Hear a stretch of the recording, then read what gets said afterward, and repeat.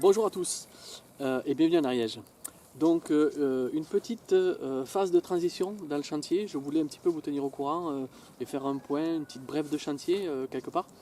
Il faut se projeter sur la prochaine étape importante du chantier qui est donc le hors d'air qui est prévu pour l'été prochain.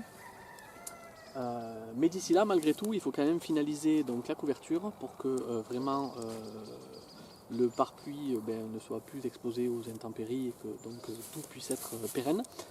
Donc j'ai eu un petit peu de difficulté par rapport aux approvisionnements. J'ai mon scieur qui a connu des petits soucis avec les intempéries de cet été, je ne savais pas, et une partie de son entrepôt s'est envolée. Il est encore dans le pétrin des assurances, donc il a dû aller voir un collègue sueur pour me faire ma commande, etc. Donc, ce qui fait que je viens à peine de recevoir les planches de rive et les litos. Tout ça me fait vous dire que probablement que je monterai les tuiles sur le toit probablement en début d'année. Voilà. Rien de grave en soi, mais bon, tout ça dans la temporalité de ce mois de décembre, il va falloir s'adapter. Donc voilà, cette semaine en fait je vais la consacrer à plusieurs choses. Je vais commencer à préparer les planches de rive. Le litonnage, moi j'aime bien le faire quand j'ai les tuiles en main pour vérifier 2-3 choses, mon dépassement à l'égout, que je sois bien calé au niveau des rives parce qu'elles sont toutes différentes en fait. Il y a bien le pureau qu'on nous donne sur la fiche technique, mais bon voilà, j'aime bien avoir la tuile en main avant de poser mes litos, donc bon, ça va pas me prendre non plus tant de temps que ça. Je préfère mettre ça de côté pour m'en occuper quand je ferai la couverture, m'occuper de ça d'une traite. Je vais donc m'occuper des planches de rive, réserver les litos. Je vais commencer déjà à déligner et débiter mes lisses basses, mes lisses d'implantation pour les murs grèbes. Donc ça, ce sera une bonne chose de faite. Je les mettrai de côté. Et pareil, quand j'aurai fini la couverture, ce sera déjà prêt. Ce sera une bonne chose de gagner. Donc ça va me permettre déjà de commencer à regarder où je vais vérifier mes implantations. Normalement, la charpente est calée. Les choses devraient se passer simplement, normalement. Voilà, donc du coup, cette petite phase de transition où les approvisionnements de matériaux ne sont pas allés comme j'aurais voulu, m'ont fait me dire qu'il fallait vraiment là que j'anticipe bien le hors d'air pour que tout puisse se dérouler dans le bon sens. Le but étant que la paille soit protégée. Avant, au milieu d'automne prochain. Donc j'en profite pour vous dire que depuis peu, le chantier est visible sur le site de chantier participatif qui s'appelle Twiza, que la plupart d'entre vous doivent connaître probablement. Et donc, fort de cette inscription, nous sommes à même de pouvoir être un petit peu protégés, et vous et moi, pour celles et ceux qui me l'ont demandé déjà à plusieurs reprises, qui voulaient venir filer la main ou apprendre des choses, enfin partager quoi.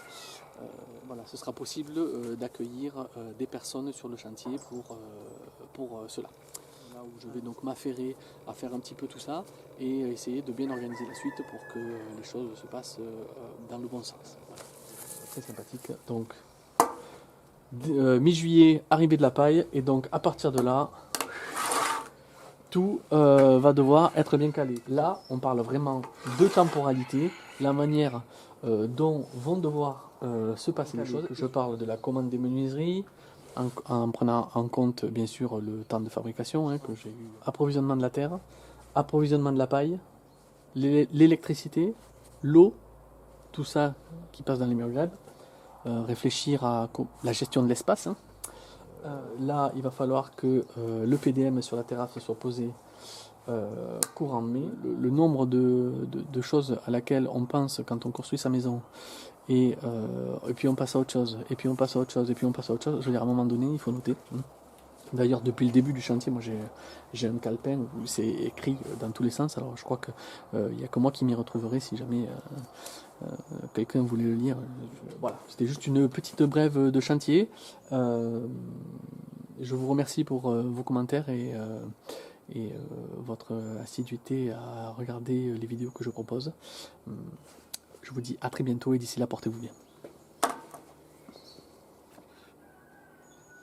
Voilà, alors tant que je suis avec vous et que j'en profite pour vous parler de choses un petit peu abstraites, mais en même temps qui ont leur importance sur le chantier, voilà, vous avez peut-être remarqué que, en tout cas pour la taille du bois de la charpente de la maison, j'ai utilisé relativement peu de matériel. Je me demandais si vous seriez intéressé que je vous en parle. Voilà. Que je vous parle que je vous parle un petit peu circulaire, que je vous parle un petit peu visseuse, que je vous laisse me dire si cela pourrait vous intéresser.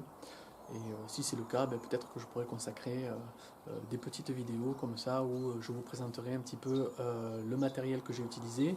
Hein, alors, sans vous parler forcément de marque ou quoi que ce soit, hein, mais juste l'outil hein, qui permet de faire quelque chose. Donc, je vous laisse me dire et en fonction, eh bien, on verra comment on pourra gérer tout ça. Voilà. Allez, salut.